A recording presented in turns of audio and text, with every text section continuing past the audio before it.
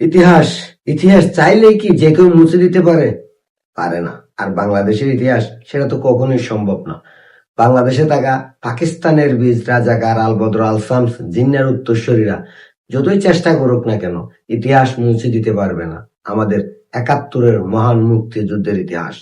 ১৯৭১ সালের মুক্তিযুদ্ধের সময় আমার ব্যাকগ্রাউন্ডে যে ভিডিওটা দেখতেছেন এই সেই ভিডিও, যে ভিডিওতে বর্তমানের ছাত্র শিবির মানে রাজাকারদের একটা ছাত্র সংস্থা যারা ১৯৭১ সালে বাংলাদেশের বিরোধিতা করে বাংলার মাটিতে পাকিস্তানের পক্ষে জিন্নার ছবি হাতে নিয়ে, পাকিস্তানিদের ছবি হাতে নিয়ে বাংলাদেশের মুক্তিযুদ্ধের বিরুদ্ধে রাজপথে মিছিল করছিল। এগুলো হচ্ছে ইতিহাস, যা মুছে দেওয়া নয়। অথচ বাংলাদেশে থাকা জামাত রাজাকার আল বদর আল শামস গুপ্ত বাহিনী বলে জামাতিরা নাকি তখন মুক্তিযুদ্ধের বিরোধিতাই করেনি। আর সেই সময়ে বাংলাদেশের বিরুদ্ধে রাজাকারদের নেতৃত্ব দিয়েছিল গোলাম আজম, সাইদি, নিজামীর মতো কুখ্যাত রাজাকাররা।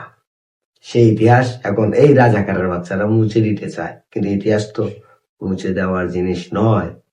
আমার ব্যাকগ্রাউন্ডে আর একটা ভিডিও দেখতেছেন যেখানে জাতির জনক বঙ্গবন্ধু শেখ মুজিবুর রহমান, যার ডাকে বাংলাদেশের ৭.৫ কোটি বাঙালি এই রাজাকার আল বদর আল শামস আর পাকিস্তানি বাহিনীদের বিরুদ্ধে একযোগে রাস্তায় নেমে যুদ্ধে অংশগ্রহণ করে পাকিস্তান হানাদার বাহিনীদের ৯.৫ মাসে হটিয়ে এই স্বাধীন সার্বভৌমত্ব বাংলাদেশ গঠন করে। আর সেই বাংলাদেশে আবারও সেই পাকিস্তানিদের প্রেতাত্মারা বঙ্গবন্ধুকে মুছে দেওয়ার চেষ্টা করতেছে।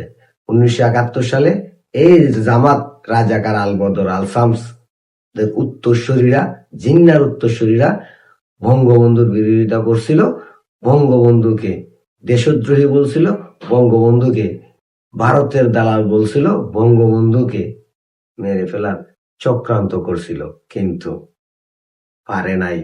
এখনো সেই বঙ্গবন্ধু, যে বঙ্গবন্ধুকে মুছে দেওয়ার জন্য, বঙ্গবন্ধুকে ভারতের দালাল বলার জন্য বেঁচে আছে বাংলার মাটিতে সেই জিন্নার উত্তরসূরিরা, যার নাম জামাত শিবির আল বদর আল শামসদের উত্তরসূরি।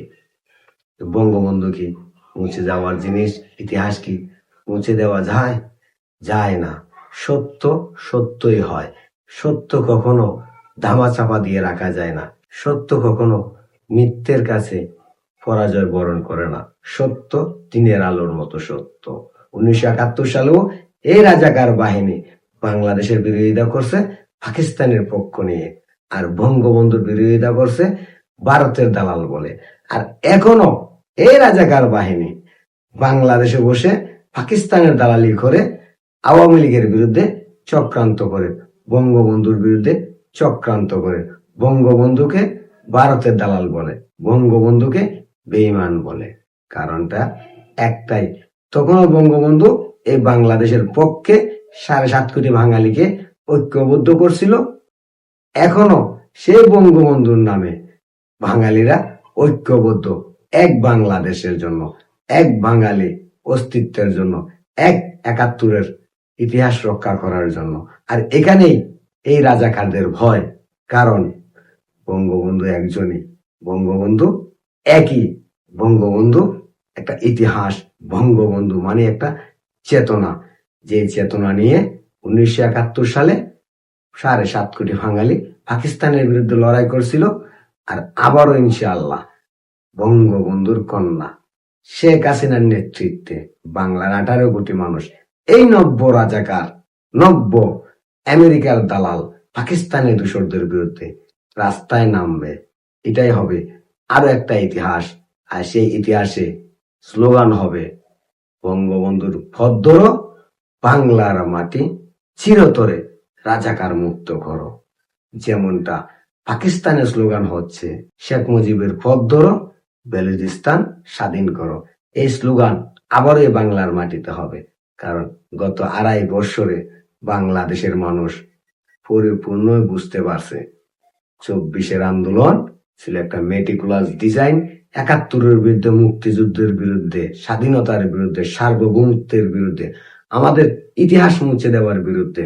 আর সেই ইতিহাসকে রক্ষা করার জন্য, নিজের অস্তিত্ব, বাংলার অস্তিত্বকে রক্ষা করার জন্য আবারও জয় বাংলা স্লোগান দিয়ে বঙ্গবন্ধুর কন্যা জননেত্রী শেখ হাসিনার নেতৃত্বে লড়াই হবে। আর সেই লড়াইয়ে এই বাংলার মাটি, বাংলার সার্বভৌমত্ব, বাংলাদেশ রাজাকার মুক্ত হবে, রাজাকার প্রেতাত্মা মুক্ত হবে, পাকিস্তানের দালাল মুক্ত হবে, আমেরিকার দালাল মুক্ত হবে, ইনশাআল্লাহ।